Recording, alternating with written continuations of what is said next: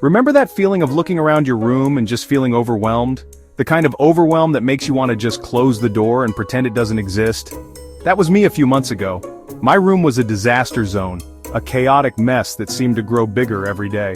Clothes piled on chairs, stacks of books threatening to topple, surfaces covered in, well, everything. It was like living in a perpetual state of disarray. It was stressful and I knew I needed a change. The clutter was not just physical, it was mental. It weighed on me every single day. I craved the peace and serenity of a minimalist space. I wanted a sanctuary where I could relax and feel at ease. I'd seen those beautiful minimalist rooms online and in magazines, but they always seemed out of reach, like something only wealthy people with unlimited time could achieve. They were like a dream, a fantasy that seemed impossible for someone like me. But I was determined to prove that wrong. I believed that with some effort and creativity, I could create my own minimalist haven. I wanted to create my own minimalist haven without breaking the bank. I started researching budget-friendly ways to declutter and organize. It wasn't going to be easy, I knew that. Transforming a space takes time, effort, and a lot of patience. Years of accumulated stuff don't disappear overnight. Each item had a memory, a story, and letting go was going to be a challenge. But I was ready for the challenge. I was ready to face the memories, the emotions, and the physical labor that came with decluttering. I was ready to let go of the clutter and embrace a simpler, more intentional way of living. I started by sorting through my belongings, deciding what to keep, what to donate, and what to throw away.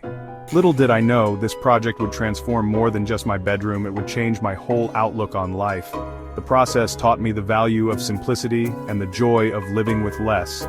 It was a journey of self-discovery and personal growth, and in the end, I found the calm I had been searching for. The first step was the hardest, confronting the mountain of stuff. I knew I had to be ruthless in my approach. Enter the 90-90 rule. If you haven't used something in 90 days, and you don't foresee yourself needing it in the next 90, it's time to say goodbye. This rule was a game changer. Suddenly, I could see through the sentimental value and the what-ifs and make clear decisions. Clothes I hadn't worn in years were donated to charity. Books I knew I'd never reread went to the local library. And that collection of random items I swore I'd use someday? Gone. It was liberating. Each item I removed felt like lifting a weight off my shoulders. The room felt lighter, brighter, and I hadn't even started decorating yet. With a clean slate, or at least a cleaner one, it was time for the fun part, envisioning my minimalist dream. I wanted to create a space that felt open, airy, and free of unnecessary clutter. This was not just about getting rid of things, but about making intentional choices that would bring peace and functionality to my home. I gathered inspiration from everywhere, design blogs, interior magazines, even just walking through furniture stores to get a feel for different aesthetics.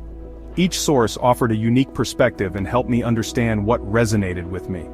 I found myself drawn to clean lines, simple forms, and spaces that felt both modern and timeless.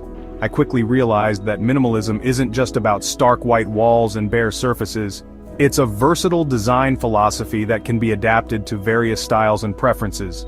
Whether it's a cozy minimalist living room with a few well-chosen decor pieces, or a minimalist bedroom that feels serene and inviting, the key is to focus on what truly matters. It's about creating a space that is functional, calming, and reflective of your personal style. Minimalism encourages you to strip away the excess and focus on the essentials, but those essentials should be things that bring you joy and serve a purpose in your daily life. I love natural textures and warm colors, so I incorporated those elements into my vision board.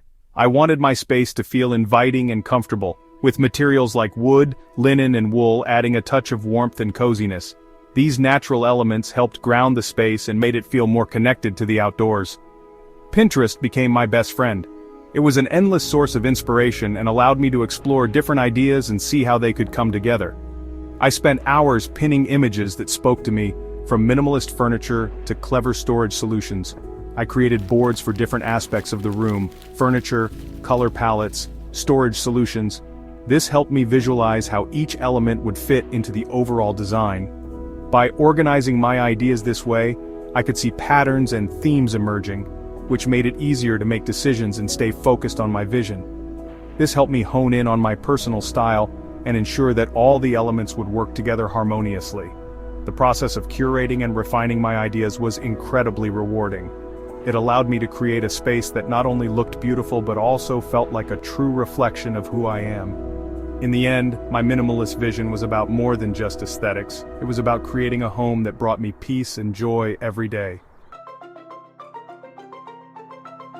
Here's the thing about minimalism: it doesn't have to be expensive.